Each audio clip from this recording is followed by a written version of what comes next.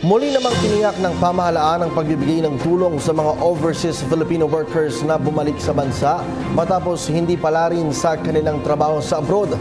Kabilang narito ay ang mga Pilipinong OFW na umuwi kahapon mula sa Kuwait na nakaranas ng pagmamaltrato. May ulat si Ria Fernandez. October 2015 nang lumipad patungong Kuwait si Divina. Tulad ng ibang nangingibang bansa, hangad din ni Divina na mabigyan ng magandang buhay ang kanyang pamilya na nasa probinsya. Pero hindi siya sinuwerte sa kanyang mga naging amo. 2 beses lumipat ng employer si Divina dahil sa pangmamaltrato sa kanya. Pinakahuling pagmamalupit na naranasan niya ang mabanlian ng mainit na tubig, masampal at hindi mapakain ng ilang araw.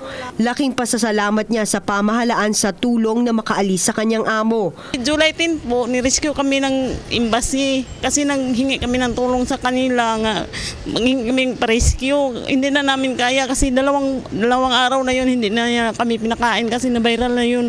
Pinapost kasi namin sa Facebook. Galit na galit talaga yung amo namin. Balik bansa na ngayon si Divina kasabay ng 51 kapwa Pinay OFW na nakaranas din ng kaparehong sitwasyon. Sinalubong sila ni na Labor Undersecretary Siriaco Lagunzad III at mga kinatawan mula OWA at POEA sa NAIA Terminal 2. Habang inaayos ang kanilang mga papeles at pag-uwi sa kani-kanyang mga probinsya, mananatili muna sila sa OWA. May libreng skills training na makatutulong sa kanilang pagbabalik trabaho sa bansa man o abroad muli. Lubos po kaming natutuwa at nakikita naman po natin ang ating pamahalaan na patuloy po naming gagampanan ng aming serbisyo para sa ating mga OFWs. Wala pang petsang pagdating ng susunod na batch pero sinabi ni Lagunsad na nasa 400 pang Pinay OFW ang nasa pangangalaga ng Embahada ng Pilipinas sa Kuwait.